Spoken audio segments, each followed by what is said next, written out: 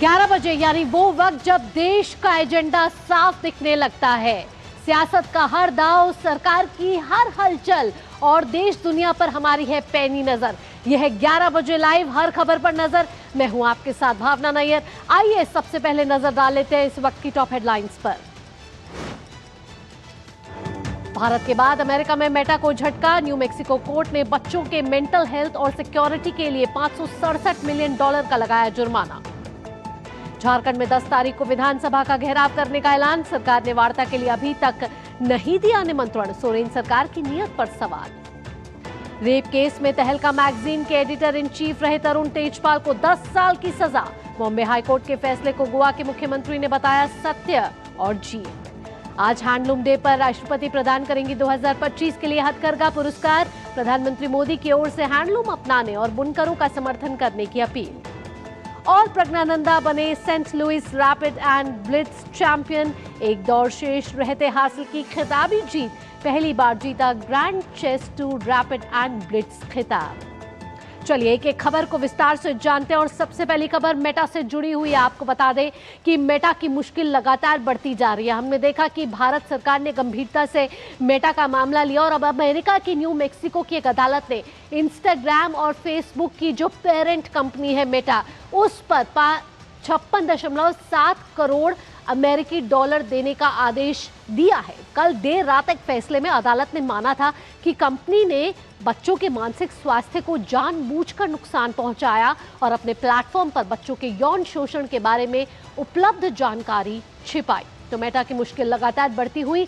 यहां new Mexico की court ने मेटा पर एक बड़ा जुर्माना लगाया है। आपको बताते कि 2 चरणों में ही ये पूरा फैसला आया है और अब करीब करीब जो अगर भारतीय रुपए के हिसाब से इसको देखा जाए तो 5,000 करोड़ रुपए से ज्यादा का ये जुर्माना है।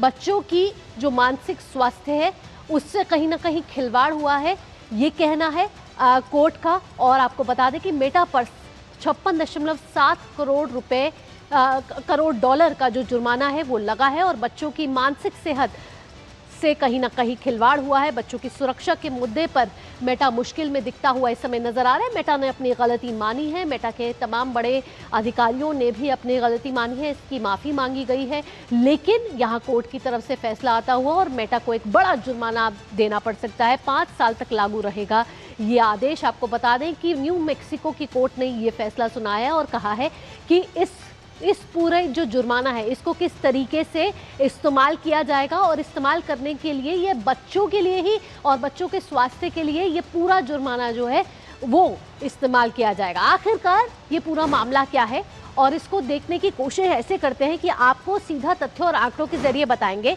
कि कब से ये मामला शुरू हुआ और न्यू मैक्सिको ने आखिरकार ये फैसला क्यों सुनाया। चलिए आपको बताते हैं ये फैसला इसलिए सुनाया गया कि 2023 में न्यू मैक्सिको ने ये मेटा पर मुकदमा किया था। 2023 की ये बात है। 2026 में ये फैसला आया। 2 चरणों में ये फैसला आया। आपको बता दें कि इससे पहले भी पहले चरण में भी मेटा पर बड़ा जुर्माना लगा है। बच्चों की सुरक्षा में विफल रहने का आरोप यहाँ मेटा पर है। एल्गोरिथम जिसके बेसिस पर कहीं ना कहीं ये सारी कंपनीज काम करती है, सोशल मीडिया प्लेटफॉर्म काम करते हैं, एल्गोरिथम पर जो हमारे बच्चे हैं उनको जोखिम में डालने का यहाँ आरोप लगाया गया है। मार्च में जूरी ने मेटा को जिम्मेदार ठहराया था। किस तरीके से बच्चों के मानसिक स्वास्थ्य के साथ यहाँ खिलवाड़ हुआ। पहले 37.5 करोड़ डॉलर हर्जाने का आदेश मिला था, यानी कि जब पहले चरण में ये फैसला आया था। अब ये दूसरे चरण में सुनवाई हुई है। कुल देनदारी अब 94 करोड़ डॉलर के पार पहुंच चुकी है, यानी कि इतना बड़ा जुर्माना जो है मेटा पर लगा है। यानी भारत सरकार ने भी जब गंभीरता दिखाई है। हमने देखा है कि प्रधानमंत्री नरेंद्र मोदी का इंस्टाग्राम पर दिया हुआ वो वीडियो जिसमें उन्होंने छात्रों के नाम संदेश दिया था, मेटा ने ये स्वीकार किया कि वहां मेटा की तरफ से जो उनके सोशल मीडिया प्लेटफॉर्म्स हैं उससे वो वीडियो करीब 6 घंटे तक हटाया गया था, जहां भारत सरकार ने मेटा के प्रतिनिधियों को समन भी भेजा। अब कोर्ट ने बताया है कि जुर्माने की राशि कहाँ जाएगी। कोर्ट ने जब ये बताया कि ये जुर्माने की राशि कहाँ जाएगी, आपको अब ये बताते हैं कि जुर्माने की राशि का इस्तेमाल कैसे होगा। ये जुर्माने की राशि का इस्तेमाल और उपयोग ऐसे होगा कि 56.7 करोड़ डॉलर 5 वर्षों में होंगे जमा। 5 वर्षों तक का समय दिया गया है मेटा को। अधिकांश राशि जो मानसिक स्वास्थ्य सेवाओं पर खर्च होगी, बच्चों की मानसिक स्वास्थ्य सेवाओं पर खर्च होगी, साथ ही अवेयरनेस के लिए और कैसे इस तरीके की आगे ऐसा चलन ना हो, ऐसे कार्यक्रम भी चलाए जाएंगे, उसमें भी इस राशि का इस्तेमाल किया जाएगा। बच्चों की स्क्रीनिंग और सहायता पर यह खर्च होगा। ये पूरी रकम जिसको मेटा को चुकानी है, 5 वर्षों का समय दिया गया है और मूल्यांकन पर भी लगेगी राशि। तो ये बड़ी खबर है मेटा से जुड़ी हुई, जहां आपको बता दें कि न्यू मैक्सिको कोर्ट ने ये बड़ा फैसला सुनाया है। भारत सरकार ने भी गंभीरता दिखाई और कहा कि आपके ऊपर जो लगा है आरोप, वो अमेरिका कोर्ट के हिसाब से आपके रूल्स नहीं चलेंगे। यहाँ आपको आईटी नियम जो है भारत के हिसाब से चलना होगा। हमारे साथ अखिलेश सुमन जुड़ गए हैं ज्यादा जानकारी के साथ। आइए अखिलेश से ज्यादा जानकारी ले लेते हैं। अखिलेश, यहाँ मेटा की मुश्किलें कम होती हुई नहीं नजर आ रही हैं। यहाँ न्यू मैक्सिको कोर्ट ने भी मेटा पर एक बड़ा जुर्माना लगाया और हमने देखा कि भारत सरकार भी किस तरीके से गंभीरता दिखाती हुई नजर आ रही है कि जैसे मेटा के जो के अंडर जो आते हैं, फिर चाहे वो फेसबुक हो, इंस्टाग्राम हो, जिसमें प्रधानमंत्री नरेंद्र मोदी की वीडियो भी डिलीट की गई, ऐसा में मेटा की मुश्किलें और बढ़ती हुई नजर आ रही है। देखिए, निश्चित तौर पे एक सवाल सिर्फ ये नहीं है कि मेटा की मुश्किलें बढ़ती जा रही है। सवाल ये है कि जो हमारी युवा पीढ़ी है, हमारे जो बच्चे हैं, उन सारे लोगों को एक इस तरीके का एक सोशल मीडिया का एक प्लेटफॉर्म मिला है, कई प्लेटफॉर्म मिले हैं जिस पर कि कई बार उनको नेचुरल जो कन्वर्सेशन होता है उससे ज़्यादा कुछ अननेचुरल कन्वर्सेशंस हो रहे हैं। और ये जो है ये ठीक नहीं है। नई पीढ़ी के लिए, अगली पीढ़ी के लिए बहुत ही माने हानि करने वाली स्थिति है।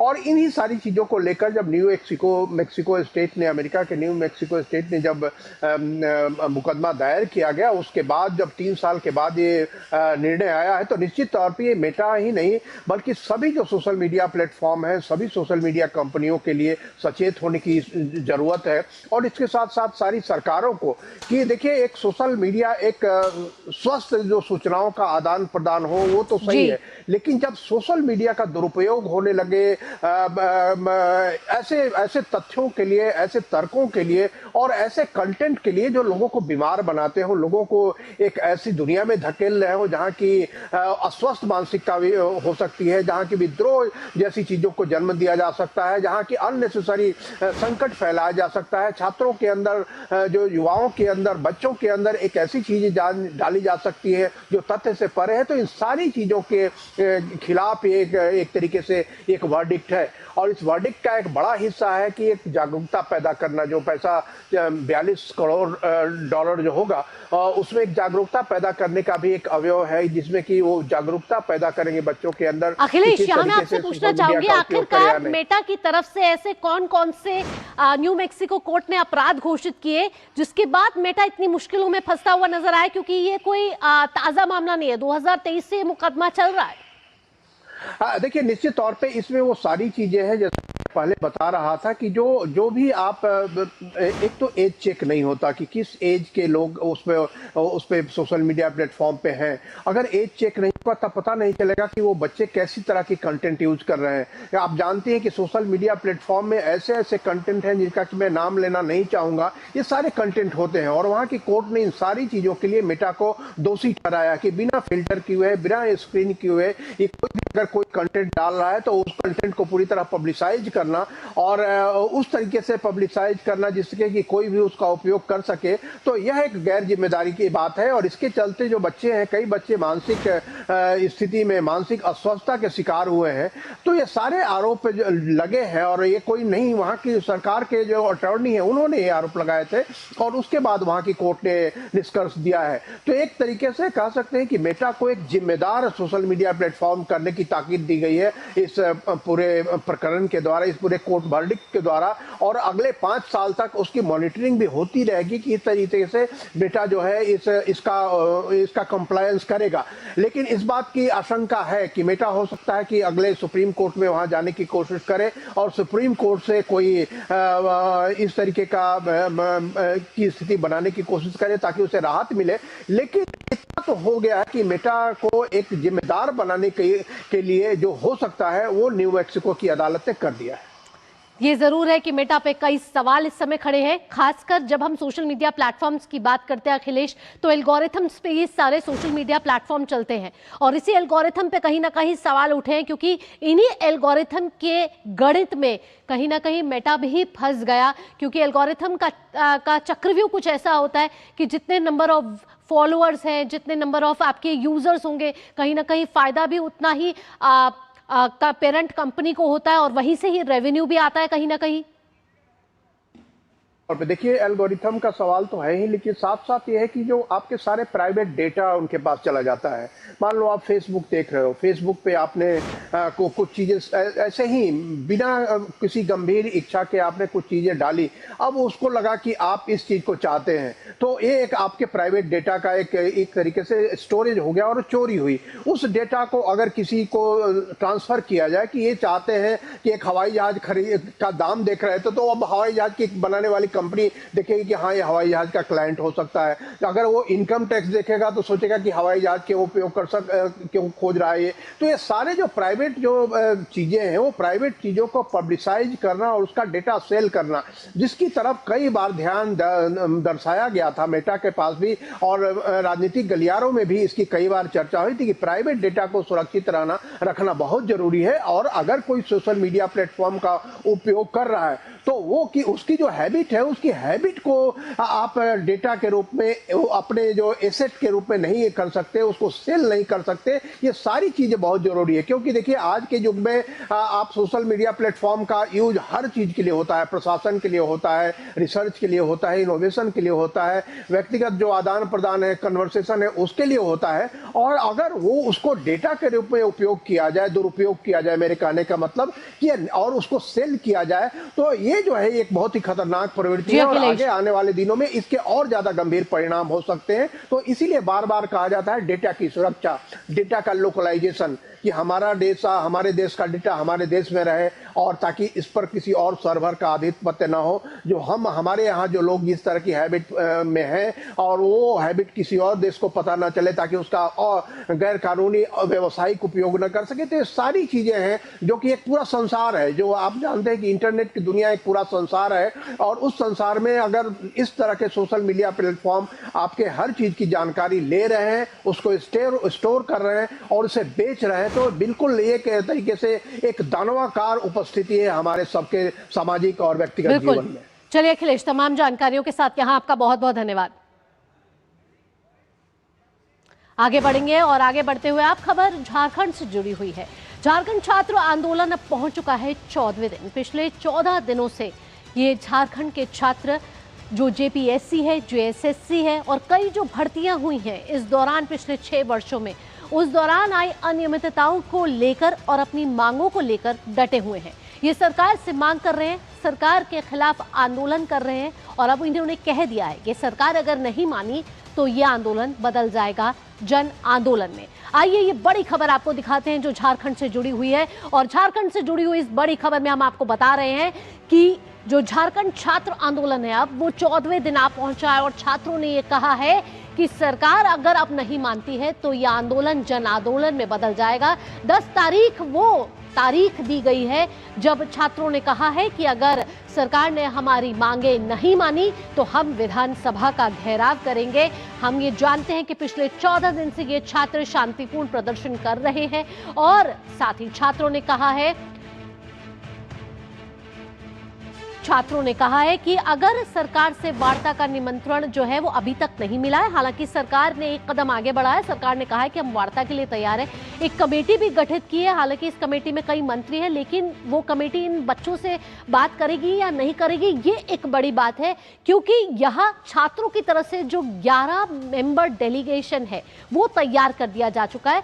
लेकिन इस बीच जो पेच फंसता हुआ नजर आ रहा है वो ये फंसता हुआ नजर आ रहा है कि सरकार की तरफ से तिथि और समय अभी तक नहीं दिया गया है। जी हां, आपको बता दें कि छात्रों के डेलीगेशन की तो राज्य सरकार से बातचीत के लिए 11 सदस्यों के प्रतिनिधिमंडल छात्रों का बनाया गया है, और इसमें जो नाम है वो आपकी टीवी स्क्रीन पर आएंगे, जिसमें रविंद्र पासवान है, पीयूष कुमार सिंह है, रविंद्र कुमार है, राजेश प्रसाद है, नीतू कुजर है, कार्तिक सोरेन है, संदीप कुमार है, शालू सिंह शामिल है।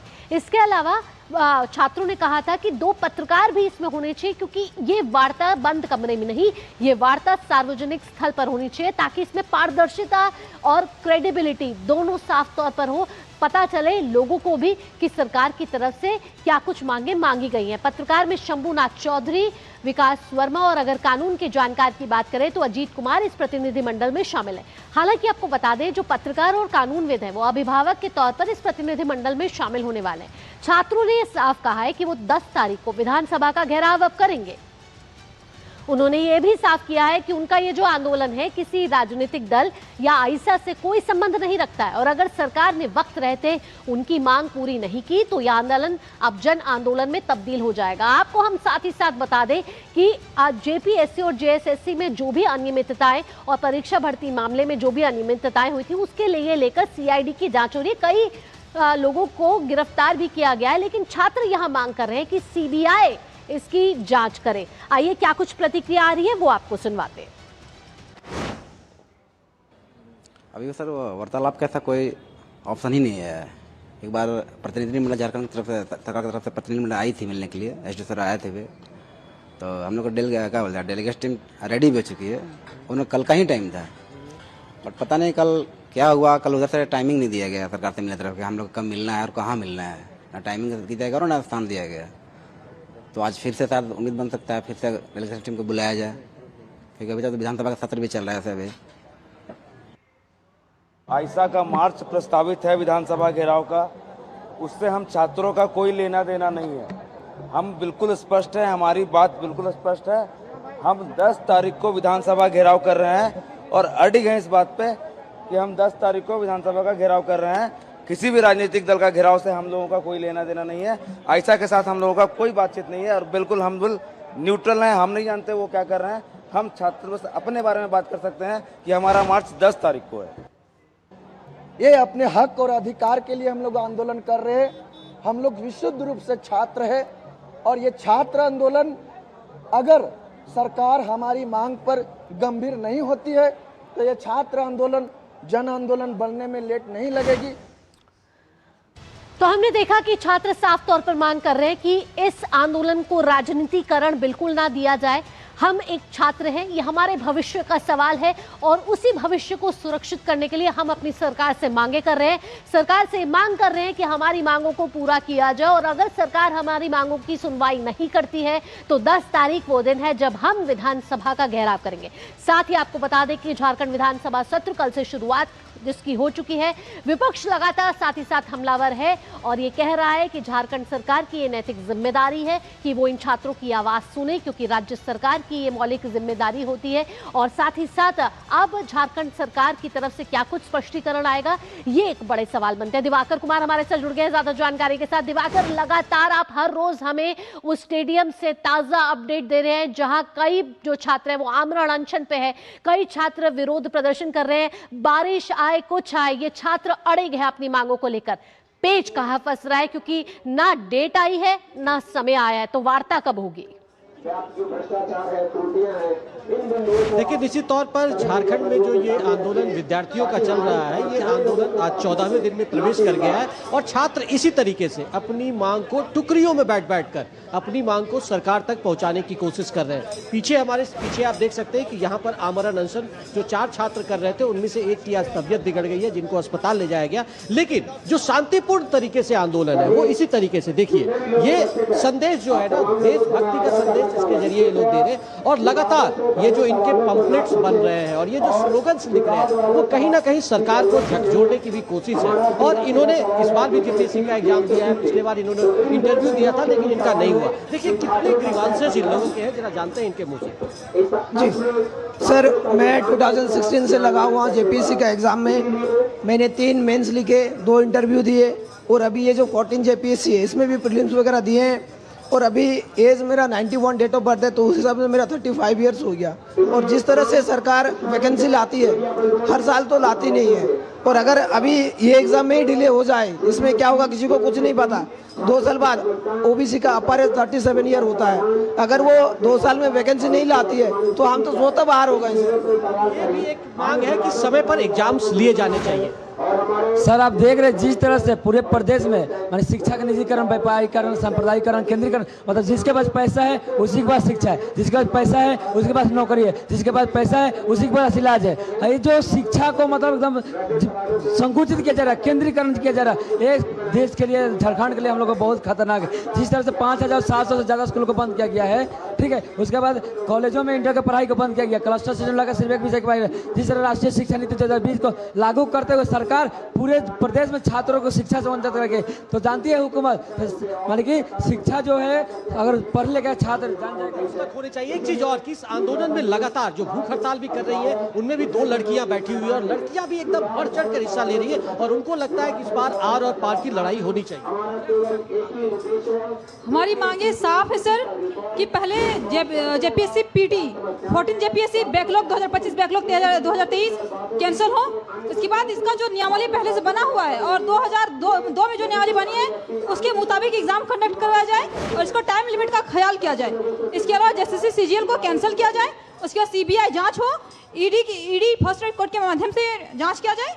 इसके अलावा जो भी टीडीपीएल कंपनी द्वारा कंडक्ट करवाया गया एग्जाम है उसको कैंसिल किया जाए, और इसके साथ साथ जो भी जिसमें भी अभय तिवारी संलिप्त पाया गया है उसको कैंसिल किया जाए, और जो भी आईएएस अधिकारी जो अपॉइंट किए जाते हैं जेपीएससी के अध्यक्ष के तौर पे, तो वो लोग रिटायर्ड होते हैं, रिटायर्ड को बनाया जाता है, तो ऐसे लोगों को ना बनाया जाए, वैसे अधिकारियों को बनाया जाए जिनका सेवा काल बाकी रहे कम से कम 15-20 साल। दिवाकर यहाँ मेरा एक और सवाल है। दिवाकर, सरकार ने अपनी कमेटी में 4 मंत्री रखे हैं, क्या ये जो 4 मंत्री हैं उस कमेटी में गठित किए गए हैं, क्या वो वार्ता के लिए गठित किए गए हैं, क्या या फिर वो एक मध्यस्थता करने के लिए उनको उस कमेटी को गठित किया गया है? इन मंत्रियों का क्या काम रहेगा? देखिए, मंत्रियों की जो कमेटी गठित की गई है वो बेसिकली एक तरीके से आप कह सकते हैं कि उसको ब्रेन वॉश करने यहाँ हमें आपको रोकना पड़ेगा दिवाकर, लेकिन संसद की कार्रवाई चल रही है और संसदीय कार्य मंत्री इस समय अपना वक्तव्य दे रहे हैं, सुनते हैं। लीडर ऑफ ऑपोजिशन ने गलत बात कहा, मैंने प्रोटेस्ट किया। सर मैं करेक्ट करना चाहता हूँ, आपने ऑब्जर्वेशन दिया था कि ऑपोजिशन पार्टी ने ऐसा कहा है, शहर से कोई डायरेक्शन नहीं दिया किसी मंत्री को सदन में आने के लिए। और दूसरी बात, आप लोग नाराबाजी करके तुरंत चले जाते हैं पार्लियामेंट छोड़ के, लेकिन होम मिनिस्टर सुबह से लेकर देर रात तक पार्लियामेंट में ही रहता है, देश का संचालन करता है, और जब होम मिनिस्टर जवाब देगा आप लोग सुन नहीं पाएगा। आप लोग क्या बात करते हैं? आप लोग को हिम्मत नहीं है, सिर्फ नाराबाजी करते हैं, बिजनेस डिस्टर्ब करते हैं, नेगेटिव क्लेम करते हैं। मैं खंडन करता हूँ कांग्रेस पार्टी के नाराबाजी हरकतों को।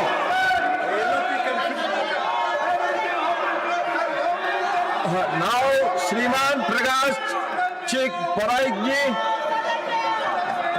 महोदय, माननीय सभापति महोदय, मैं पश्चिम बंगाल के अलीपुरद्वार जिले में खेलों को बढ़ावा देना, युवा प्रतिभाओं को प्रोत्साहित करने तथा world class game and infrastructure.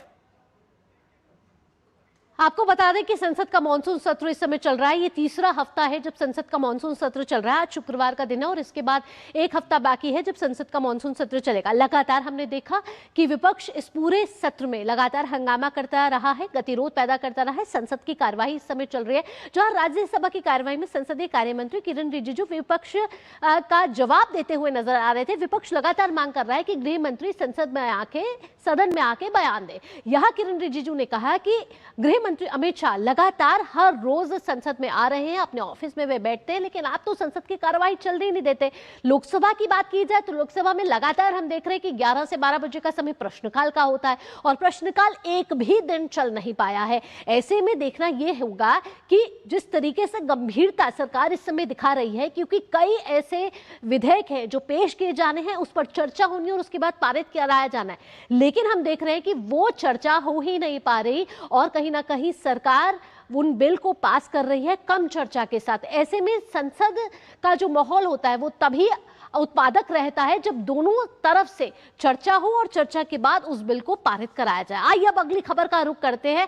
तहलका मैगजीन तो आपको याद होगी, वो तहलका जो तरुण तेजपाल से जानी जाती थी, लेकिन अब तरुण तेजपाल पर कोर्ट की कार्रवाई में एक बड़ा फैसला सुनाया गया है। बॉम्बे हाई कोर्ट की गोवा बेंच ने रेप केस में तहलका मैगजीन के एडिटर इन चीफ रहे तरुण तेजपाल को दोषी ठहराते हुए 10 साल जेल की सजा सुनाई है। नवंबर 2013 में तरुण तेजपाल के खिलाफ रेप का मामला दर्ज किया गया था। सेशन कोर्ट से साल 2022 में तेजपाल को बरी किए जाने के फैसले को अब हाई कोर्ट ने रद्द कर दिया है। लाइव लॉ के अनुसार जस्टिस डॉक्टर नीला गोखले और जस्टिस अमित जामसंदेकर की डिवीजन बेंच ने गोवा सरकार की ओर से दाखिल अपील को मंजूर करते हुए तरुण तेजपाल को दोषी करार दिया है। सजा सुनाए जाने से पहले मीडिया से बातचीत में तरुण तेजपाल ने कहा है कि वो इस फैसले को सुप्रीम कोर्ट में अब चुनौती देंगे। साथ ही आपको बता दें कि प्रसिद्ध पत्रकारों में से एक तरुण तेजपाल ने देश के कुछ जाने माने अखबारों और पत्रिकाओं में दशकों तक काम किया है और काम करने के बाद साल 2000 में तहलका पत्रिका की शुरुआत की थी। तहलका ने बहुत कम समय में तहलका मचाया, बेहतरीन खोजी पत्रकारिता करने के लिए नाम कमाया और भारतीय पत्रकारिता की कुछ सबसे बड़ी खबरें, जिसको कहते हैं इन्वेस्टिगेटिव जर्नलिज्म की कहीं ना कहीं का पर्याय माने जाते थे तरुण तेजपाल, कई खबरें इस तहलका मैगजीन ने ब्रेक की थी।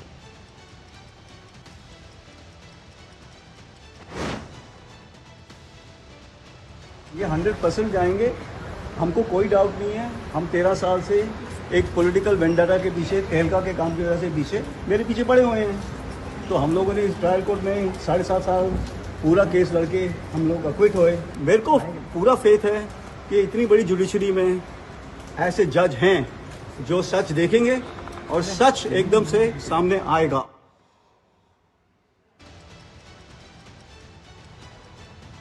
तो यहाँ तरुण तेजपाल का साफ तौर पर कहना है कि सच सामने आएगा। अब वो सुप्रीम कोर्ट जाएंगे, सुप्रीम कोर्ट का दरवाजा खटखटाएंगे, लेकिन फिलहाल बॉम्बे हाई कोर्ट की गोवा बेंच ने उन्हें 10 साल की सजा सुना दी है। रेप केस के मामले में तरुण तेजपाल की मुश्किलें यहाँ बढ़ती हुई नजर आ रही है। तरुण तेजपाल के खिलाफ आए फैसले को गोवा के मुख्यमंत्री प्रमोद सावंत ने भी सच और न्याय की जीत बताया है।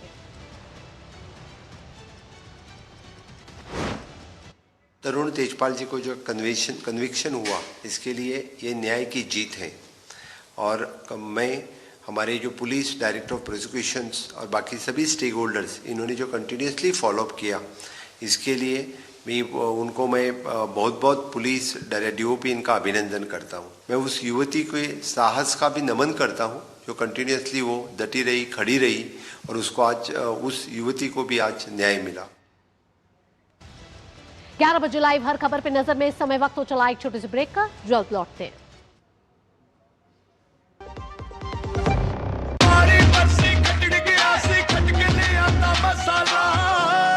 केड़ा मसाला होए? छोले दा या लोबे दा? पंजाबी छोले दा या पिंडी चने दा? अब छोलिया हो या लोबिया, पंजाबी छोले या पिंडी चने, सब कुछ मजेदार बने।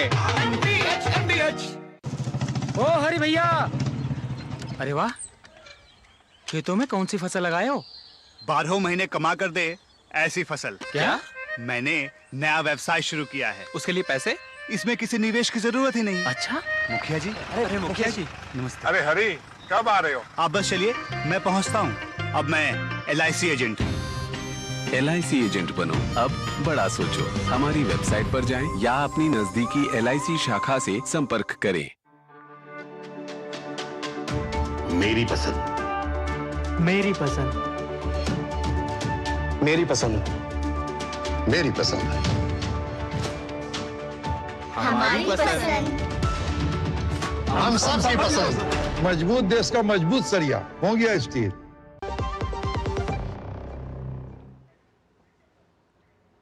ग्यारह बजे लाइव हर खबर पे नजर में ब्रेक के बाद आपका स्वागत है। और ब्रेक से जाने से पहले हम आपको बता रहे थे कि कैसे तरुण तेजपाल की मुश्किलें यहां और बढ़ती जा रही हैं, क्योंकि तरुण तेजपाल को बॉम्बे हाईकोर्ट की गोवा बेंच ने 10 साल की सजा सुनाई है। आपको बता दें कि रेप केस में ये सजा सुनाई गई है। हालांकि तरुण तेजपाल का कहना है कि उन्हें न्याय पर पूरा भरोसा है और वो सुप्रीम कोर्ट का दरवाजा खटखटाएंगे। आपको बता दें कि 2021 के जो सेशन कोर्ट का जो फैसला आया था उसको रद्द करते हुए अब बॉम्बे हाई कोर्ट ने ये नया फैसला सुनाया है, जिसमें तरुण तेजपाल को 10 साल की सजा का ऐलान किया गया है। आपको बता दें कि तरुण तेजपाल यानी कि वो एडिटर इन चीफ जो तहलका मैगजीन की शुरुआत जिन्होंने की थी और कई इन्वेस्टिगेटिव स्टोरीज ये तहलका मैगजीन प्रकाशित करता था।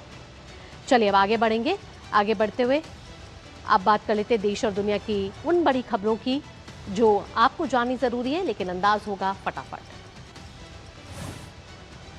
हिमाचल प्रदेश के कुल्लू जिले का शरण गांव 2020 में कपड़ा मंत्रालय की ओर से हैंडलूम विलेज घोषित किए जाने के बाद हथकरघा गतिविधियों का प्रमुख केंद्र बनकर उभरा है। इसे खासकर महिलाओं को पट्टू शॉल, टोपियां, मफलर और ऊनी वस्त्र बनाकर बेचने के लिए अवसर मिले हैं, जिससे उनकी आय भी बढ़ रही है। जम्मू कश्मीर के रामबन जिले में अमरनाथ यात्रा के 29वें जत्थे ने आज कड़ी सुरक्षा के बीच चंद्रकोट से होकर आगे की यात्रा शुरू की। जम्मू कश्मीर नेशनल हाईवे पर सुरक्षा बलों की तैनाती और ट्रैफिक प्रबंधन के पुख्ता इंतजाम किए गए। तमिलनाडु के विरुधुनगर स्थित त्रिवल्लुपुथूर के श्री अंडाल मंदिर में आदिपुरम उत्सव का शुभारंभ ध्वजारोहण के साथ हुआ। पहले दिन 16 खंभों वाले रथ पर देवताओं की शोभा यात्रा निकाली गई, जिसमें बड़ी संख्या में श्रद्धालुओं ने रथ खींचकर भाग लिया। मध्य प्रदेश के विदिशा में जैन कॉलेज के पास झाड़ियों में एक नवजात बच्ची मिली, जिसे छात्राओं और स्थानीय लोगों की मदद से सुरक्षित निकाला गया। पुलिस के अनुसार महिला एवं बाल विकास विभाग की टीम ने बच्ची को जिला अस्पताल पहुंचाया, जहां बच्चों के वार्ड में उसका इलाज जारी है। पुडुचेरी में भारी बारिश के बीच मेट्टुपल्लियम लॉरी टर्मिनल के पास एक फैक्ट्री की दीवार गिरने से एक बुजुर्ग व्यक्ति की मौत हो गई, जबकि मलबे में दबी 2 महिलाओं को सुरक्षित निकाल लिया गया। आरएसएस पर कथित टिप्पणी से जुड़े असम के मानहानि मामले में राहुल गांधी को गुवाहाटी हाईकोर्ट से मिली राहत के खिलाफ दायर याचिका पर सुप्रीम कोर्ट आज सुनवाई करेगा। गुवाहाटी हाईकोर्ट ने अक्टूबर 2025 में निचली अदालत के उस आदेश को रद्द कर दिया था, जिसमें मामले में नए गवाहों को शामिल करने की अनुमति दी गई थी। दिल्ली में डेंगू की रोकथाम के लिए अस्पतालों में विशेष बेड तैयार किए गए हैं और रुके हुए पानी और कूलरों की बड़ी पैमाने पर जांच की जा रही है। सभी जोन में 50 फॉगिंग ऑटो तैनात किए गए हैं और पार्कों, स्कूलों और सरकारी दफ्तरों में फॉगिंग अभियान तेजी से जारी है। ईडी ने म्यांमार से होने वाली सुपारी की कथित सीमा पार तस्करी से जुड़ी लॉन्ड्रिंग मामले में असम और दिल्ली के 10 ठिकानों पर तलाशी अभियान चलाया। एजेंसी के अनुसार कार्रवाई पीएमएलए के तहत की गई और इस तस्करी और उससे वित्तीय नेटवर्क से जुड़े आरोपियों पर केंद्रित किए पूरी तलाशी रही। उत्तर प्रदेश सरकार के अनुसार सरकारी स्कूलों में बुनियादी ढांचे और आधुनिक शैक्षिक सुविधाओं के विस्तार से बुनियादी शिक्षा को मजबूत किया जा रहा है। देवरिया का PM Shri composite school Sahwa smart classroom, आधुनिक प्रयोगशाला और समग्र विकास पर आधारित सुविधाओं के साथ इस पहल का उदाहरण बनकर उभरा है। सीबीआई ने पंजाब और दिल्ली में छापेमारी कर फर्जी कॉल सेंटर के जरिए चल रहे अंतर्राष्ट्रीय टेक सपोर्ट फ्रॉड और जबरन वसूली रैकेट का भंडाफोड़ किया है। एजेंसी के मुख्य आरोपी समेत 4 लोगों को गिरफ्तार किया गया है और बड़ी मात्रा में इलेक्ट्रॉनिक उपकरण, नकदी और क्रिप्टो वॉलेट जब्त किए गए। पीएमओ की देशव्यापी प्रगति समीक्षा बैठक में साइबर अपराध से जुड़ी कई पहलों के प्रभावी क्रियान्वयन के लिए तेलंगाना को देश में पहला स्थान मिला। बैठक में S4C की स्थापना, E0 FIR और आपको बताते हैं कि डिजिटल पोर्टलों के प्रभावी उपयोग के लिए राज्य की सराहना की गई। लोकसभा में सरकार ने बताया कि एकलव्य मॉडल आवासीय स्कूलों के 408 छात्र नीट और 41 छात्र IIT JEE 2026 के लिए क्वालिफाई हुए हैं। सरकार के अनुसार EMRS के 10वीं का परीक्षा परिणाम 93.62% और 12वीं का 87.82% रहा, जबकि स्टाफ भर्ती भी तेजी से की जा रही है। तेल की कीमतों में लगभग 4% की गिरावट देखकर 3 हफ्तों के निचले स्तर पर आ चुका है। ब्रेंट फ्यूचर्स 3.71% गिरकर 80.66 प्रति बैरल डॉलर हो गया है, जबकि अमेरिकी वेस्ट टेक्सास इंटरमीडिएट क्रूड 4.46% गिरकर 76.76 प्रति डॉलर बैरल हो गया है। कैटेगरी 1 के बराबर का टाइफून डॉल्फिन जापान के ओकिनावा द्वीप की ओर बढ़ रहा है, जिससे दक्षिणी द्वीपों में शुक्रवार को भारी बारिश और तेज हवाओं की आशंका है। जापान मौसम विज्ञान एजेंसी के अनुसार तूफान के पश्चिम की ओर बढ़ने की संभावना है। अर्जेंटीना की राजधानी ब्यूनस आयर्स में भूमि और संपत्ति से जुड़े विवादित सुधारों के विरोध में हजारों लोगों ने प्रदर्शन किया। प्रदर्शन के दौरान पुलिस ने भीड़ को तितर-बितर करने के लिए वाटर कैनन, रबर की गोलियों और आंसू गैस का इस्तेमाल किया। संयुक्त राष्ट्र महासचिव एंटोनियो गुटेरेस ने रूस और यूक्रेन के बीच हालिया मिसाइल और ड्रोन हमलों की निंदा करते हुए आम नागरिकों और नागरिक बुनियादी ढांचे पर बढ़ते हमलों की गहरी चिंता जताई। उन्होंने कहा कि ऐसे हमले अंतर्राष्ट्रीय मानवीय कानून का उल्लंघन और वैश्विक खाद्य सुरक्षा पर भी असर डाल सकते हैं। सरकार ने लोकसभा में बताया कि वित्त वर्ष 2025-26 में भारतीय कॉफी का निर्यात 140 से अधिक देशों में हुआ और कई नए अंतर्राष्ट्रीय बाजारों में इसकी मांग बढ़ी है। सरकार के अनुसार कॉफी बोर्ड जीआई टैग वाली कॉफी को बढ़ावा देने और जीआई पंजीकृत कॉफी उत्पादक किसानों के समर्थन के लिए विभिन्न पहल कर रहा है। माइक्रोसॉफ्ट ने हैदराबाद में अपने India south central cloud region को आम उपयोग के लिए उपलब्ध कराने की घोषणा की है। कंपनी का यह भारत में चौथा क्लाउड रीजन है जो एआई और क्लाउड सेवाओं की बढ़ती मांग को बेहतर डेटा सुरक्षा, कंप्लायंस और विश्वसनीयता के साथ समर्थन देगा। भारतीय ग्रैंड मास्टर आर प्रज्ञानंदा ने अमेरिका में खेले जा रहे Saint Louis rapid and blitz शतरंज टूर्नामेंट के ब्लिट्ज चरण में भी अपनी शानदार लय कायम रखते हुए शीर्ष स्थान पर कब्जा बरकरार रखा है। प्रज्ञानंदा ने रैपिड चरण में संभावित 18 में से 12 अंक हासिल कर पहला स्थान प्राप्त किया था। और ब्राजील के स्टार विंगर विनीशियस जूनियर ने Spanish football club real Madrid के साथ नया 6 साल का अनुबंध कर लिया है। इस नए करार के बाद 26 वर्षीय खिलाड़ी अब 30 जून 2032 तक रियल मैड्रिड में खेलते नजर आएंगे। विनीसियस के मौजूदा अनुबंध में केवल 12 महीने बचे थे और हाल के दिनों में आर्सेनल उनके ट्रांसफर में रुचि दिखा रहा था। तो ये तो थी खबरें फटाफट अंदाज में। आइए अब जान लेते हैं कि शेयर बाजार इस समय कैसा कारोबार करता हुआ नजर आ रहा है। क्या शेयर बाजार हरे निशान के साथ खुला है या फिर यहाँ गिरावट दर्ज की गई है? जिस तरीके से हम देख रहे हैं कि कच्चे तेलों के दामों में कहीं ना कहीं उतार चढ़ाव देखने को मिला है, उसका असर कहीं ना कहीं शेयर बाजारों पर भी पड़ता हुआ नजर आ रहा है। आज का कारोबार देखते हैं और आज का बाजार देखते हैं तो सेंसेक्स, निफ्टी और निफ्टी बैंक हरे निशान के साथ खुला है। आपको बता दें कि यहाँ सेंसेक्स बढ़ोतरी के साथ 267.53 अंकों की बढ़त के साथ इस समय कारोबार कर रहा है 78,848.53 पर। और वहीं अगर निफ्टी 50 की बात की जाए तो यहाँ पर भी हरे निशान के साथ ये खुला है, यानी कि यहाँ पर भी एक मजबूती देखने को मिल रही है, बाजार में मजबूती देखने को मिल रही है। 24,667.15 की यहाँ कारोबार करता हुआ नजर आ रहा है निफ्टी 50। वहीं निफ्टी बैंक की बात करें तो वहां भी हरा निशान देखने को मिल रहा है 57,912 पर यहाँ ट्रेड करता हुआ नजर आ रहा है निफ्टी। यानी यहाँ शेयर बाजार में एक सकारात्मकता दिख रही है, एक पॉजिटिविटी दिख रही है और आगे किस तरीके का दिन जाएगा ये बता रहा है हरे निशान की यहाँ एक पॉजिटिविटी के साथ शेयर बाजार बढ़ता हुआ नजर आ रहा है। आगे बढ़ते हुए अब आपको बताते हैं कि अगर आप सोना चांदी का भाव जानना चाहते हैं तो हम आपको वो भी बताएंगे। सोना चांदी के अगर भाव की बात करें तो इस समय सोने चांदी का भाव, अगर सोने के भाव की बात करें यानी कि जो हमारे प्रीशियस मेटल्स हैं और 24 कैरेट प्रति 10 ग्राम इस समय बढ़त यानी कि करीब 1.5 लाख सोना फिर से पहुंचने वाला है। 1,49,623 पे इस समय सोना कारोबार कर रहा है। वहीं चांदी की बात करें, चांदी प्रति किलो का रेट इस समय है 2,28,125 रुपए।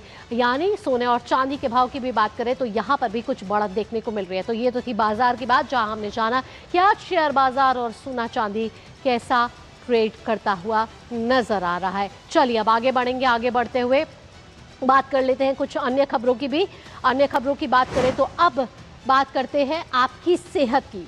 जब आप अपनी सेहत की बात करते हैं तो कहीं ना कहीं आप ये मानते हैं कि हम कुछ ऐसा हेल्दी खाना खाएं जिससे हम हमेशा सेहतमंद रहें। और आजकल लोग अपने आप जागरूक भी हो रहे हैं और उसमें सबसे ज़्यादा महत्वपूर्ण भूमिका निभाता है हमारे घर में पनीर, जिससे आप अपने ब्रेकफास्ट में भी इस्तेमाल कर सकते हैं, अपने लंच में भी इस्तेमाल कर सकते हैं। यानी प्रोटीन का वो एक ऐसा सोर्स जो स्वाद और सेहत का एक भरोसेमंद नाम है।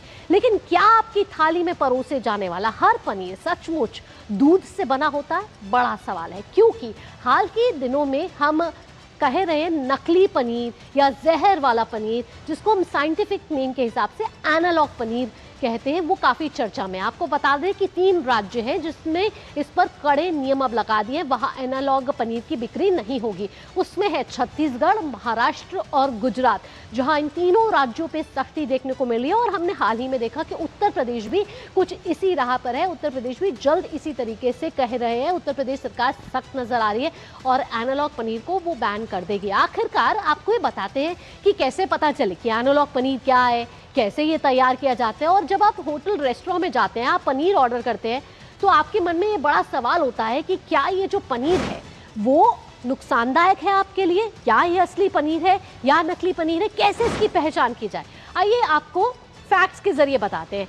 एनालॉग पनीर आखिरकार होता क्या है? एनालॉग पनीर के बारे में आपको बताएं, यानी कि वो पनीर जो कहा जा रहा है जहर वाला पनीर है, नकली पनीर है। तो आइए आपको एनालॉग पनीर के बारे में बताते हैं। दूध से बने पारंपरिक पनीर का ये विकल्प है, यानी ऑल्टरनेटिव है।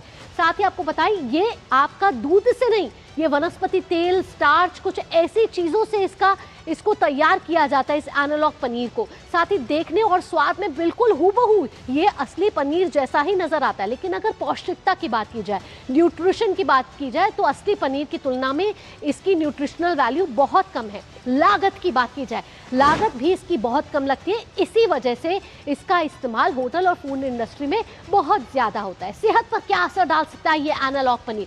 सेहत पर बहुत बुरा असर डाल सकता है, क्योंकि ना इसमें न्यूट्रिशनल वैल्यू है, जिसकी वजह से हम पनीर खाते हैं कि प्रोटीन हमारा बढ़ेगा, कैल्शियम हमारा बढ़ेगा। तो इस एनालॉग पनीर में आपको ऐसा कुछ नहीं मिलेगा, जबकि ये आपकी सेहत को नुकसान पहुंचाएगा, क्योंकि इसके अधिक सेवन से मोटापा बढ़ सकता है, हृदय संबंधी बीमारियां बढ़ सकती हैं। ऐसे में ये एनालॉग पनीर खाना बिल्कुल भी सेहत के लिए अच्छा नहीं है। आगे बढ़ते हैं, क्या क्या कुछ ध्यान रखना चाहिए आपको कि आप एनालॉग पनीर ना खाएं। केवल आप विश्वसनीय ब्रांड से ही पनीर खरीदें, उन्हीं डेयरी से पनीर खरीदें जिनकी क्रेडिबिलिटी अच्छी है।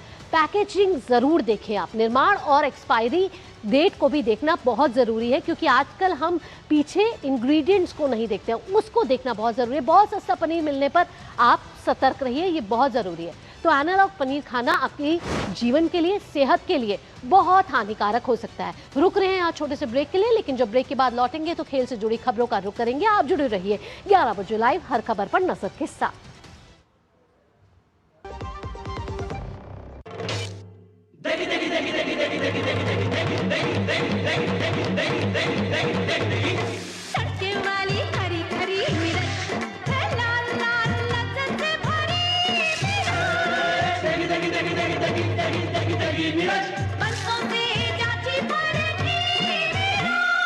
MDH की देगी मिर्च, देगी मिर्च का तड़का, अंग अंग फड़का। MDH की देगी मिर्च।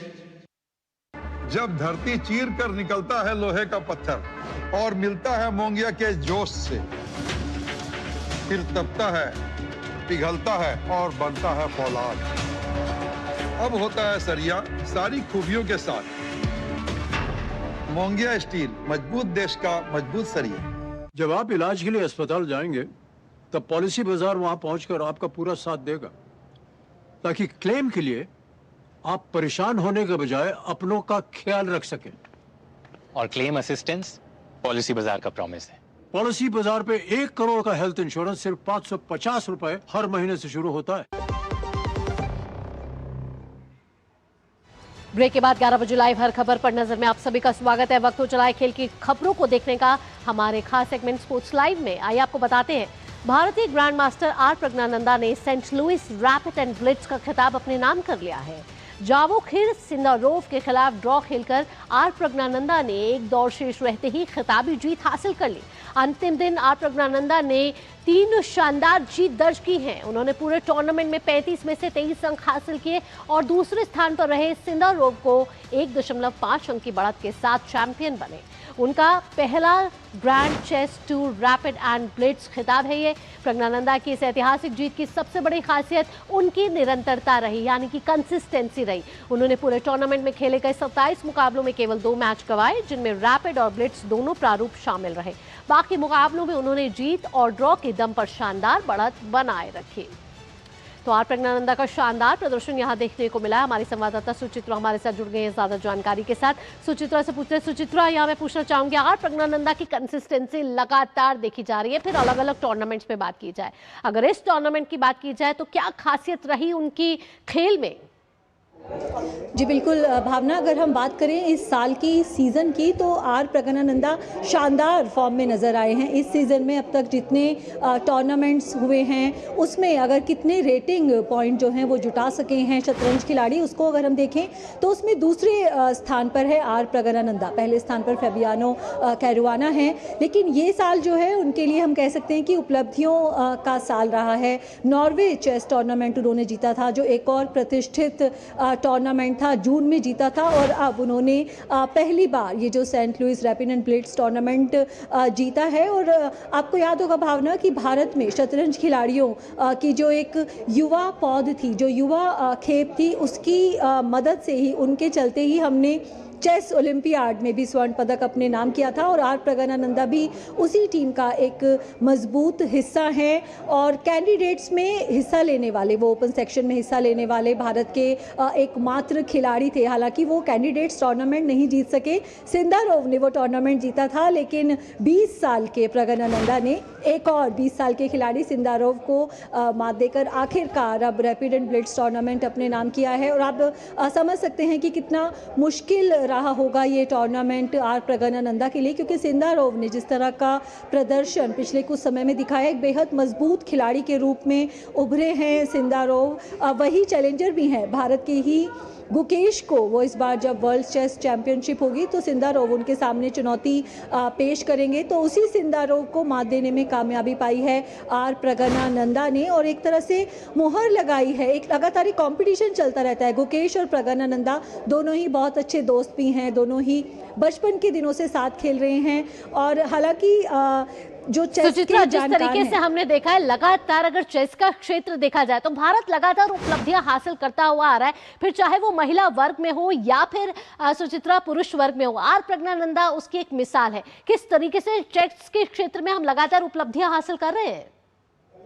जी बिल्कुल, अगर नज़र डालें तो जितने भी प्रतिष्ठित टूर्नामेंट होते हैं चेस में, उसमें हमें एक से ज़्यादा भारतीय नज़र आते हैं। कुछ समय पहले के परिदृश्य की अगर बात करें तो विश्वनाथन आनंद एकमात्र नाम नज़र आता था चेस की दुनिया में, लेकिन आज जब भी कोई बड़ी चेस की प्रतियोगिता होती है उसमें एक से ज़्यादा भारतीय उतरते हैं, 2 या 3 भारतीय रहते हैं, खिताब के प्रबल दावेदार के रूप में उतरते हैं। सिर्फ पार्टिसिपेशन के लिए नहीं उतरते हैं बल्कि खिताब के दावेदार के रूप में उतरते हैं। नॉर्वे चेस टूर्नामेंट की मैं बात कर रही थी जिसे कि जीता था प्रगनानंदा ने। उसी टूर्नामेंट में मैं बता दूं कि मैग्नस कार्लसन, मतलब नॉर्वे में खेल रहे थे, अपने घर में खेल रहे थे मैग्नस कार्लसन, लेकिन 2 बार उन्हें शिकस्त दी थी प्रगनानंदा ने। और 19 साल बाद ऐसा हुआ था। विश्वनाथन आनंद के बाद दूसरे ही खिलाड़ी बने थे आर प्रगनानंदा, विश्वनाथन आनंद को क्लासिकल चेस के टूर्नामेंट में, एक ही टूर्नामेंट में 2 बार हराने वाले। तो मैग्नस कार्लसन एक समय में शतरंज के बादशाह ज़रूर थे, लेकिन जो उनकी बादशाहत है वो तोड़ी है भारतीय खिलाड़ियों ने।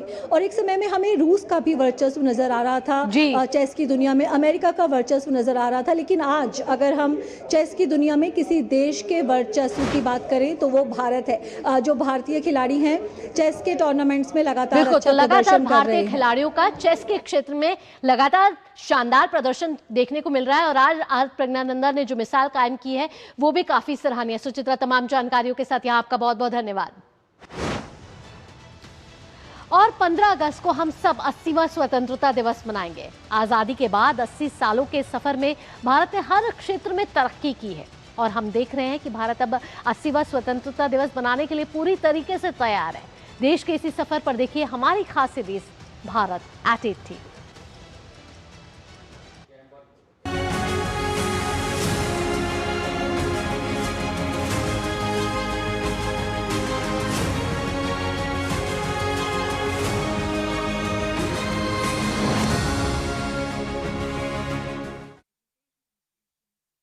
बीते कुछ सालों में रक्षा क्षेत्र में हुए बदलावों ने देश की सामरिक ताकत को नई पहचान दी है।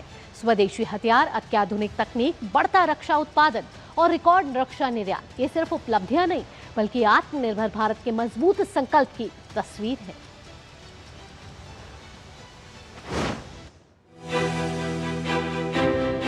वर्ष 1947 जब भारत आजाद हुआ तब सपने बड़े थे लेकिन संसाधन सीमित। सुरक्षा का संकल्प अटूट था मगर रक्षा जरूरतों के लिए दुनिया पर निर्भरता भी एक बड़ी चुनौती थी। आजादी के बाद से दशकों में भारत ने अपनी सैन्य क्षमता को लगातार मजबूत किया, लेकिन बीते 12 वर्षों में आत्मनिर्भरता ने इस सफर को नई रफ्तार और नई पहचान दी है।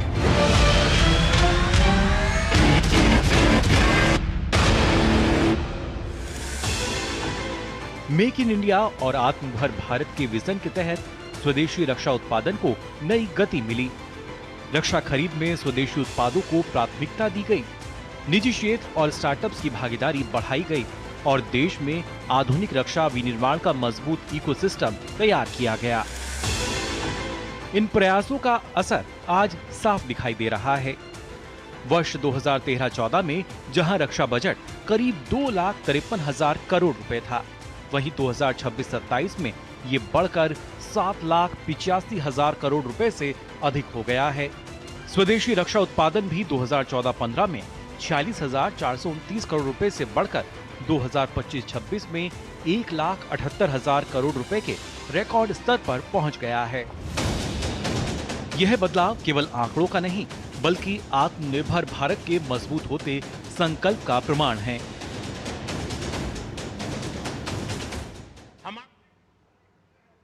कि भारत पूरी दुनिया के टॉप डिफेंस एक्सपोर्टर देशों में शामिल हो। पिछले एक दशक में हमारा डिफेंस एक्सपोर्ट 30 गुना से अधिक बढ़ गया है। आज और अब बात हर घर तिरंगा अभियान की। 4 साल पहले शुरू हुआ एक अभियान हर घर तिरंगा आज करोड़ों भारतीयों की भागीदारी का राष्ट्रीय उत्सव बन चुका है।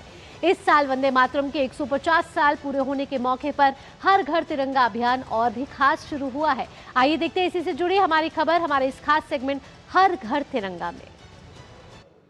घर घर तिरंगा, हर घर तिरंगा, घर घर तिरंगा, रथ घर तिरंगा। 15 अगस्त को होने वाले आजादी के जश्न से पहले 9 अगस्त से शुरू हो रहा है हर घर तिरंगा अभियान। इस साल देश वंदे मातरम के भी 150 साल पूरे होने का जश्न मना रहा है। ऐसे में हर घर तिरंगा अभियान खास हो गया है। इस साल हर घर तिरंगा अभियान में कई नई पहल हो रही है। आइए आपको दिखाते हैं।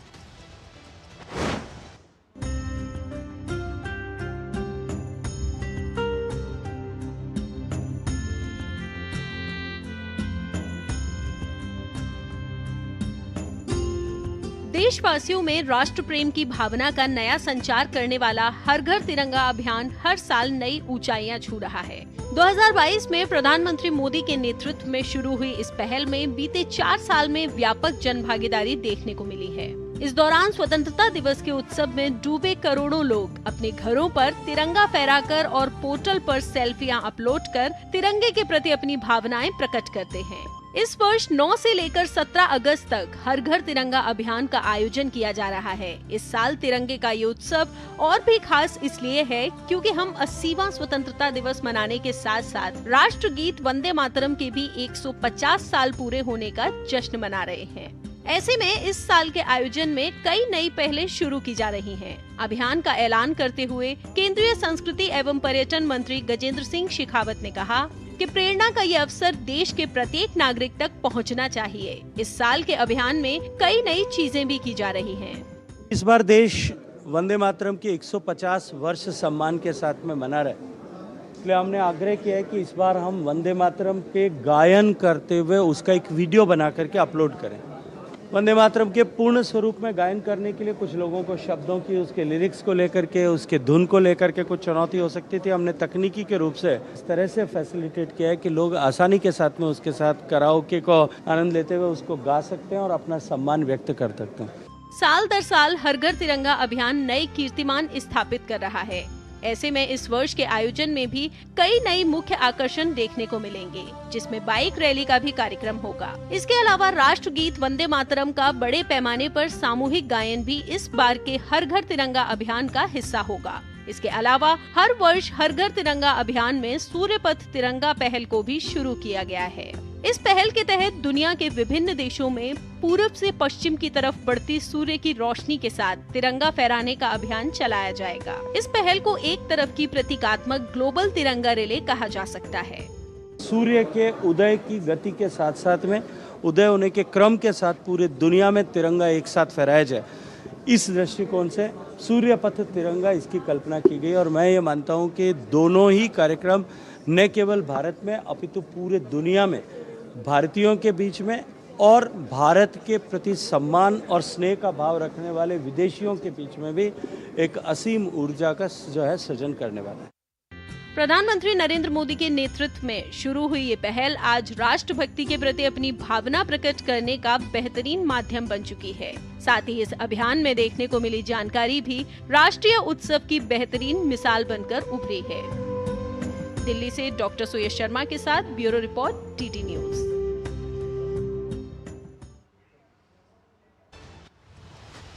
तो देश अपना 80वां स्वतंत्रता दिवस इस साल मना रहा है और आपको बता दें कि उससे पहले हर घर तिरंगा अभियान की शुरुआत होगी।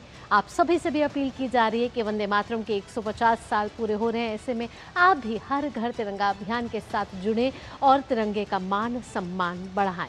इसी के साथ 11 बजे लाइव हर खबर पे नजर में फिलहाल इतना ही। देश और दुनिया की बाकी खबरों के लिए आप जुड़े रहिए DD न्यूज के साथ। फिलहाल के लिए दीजिए अनुमति। नमस्कार।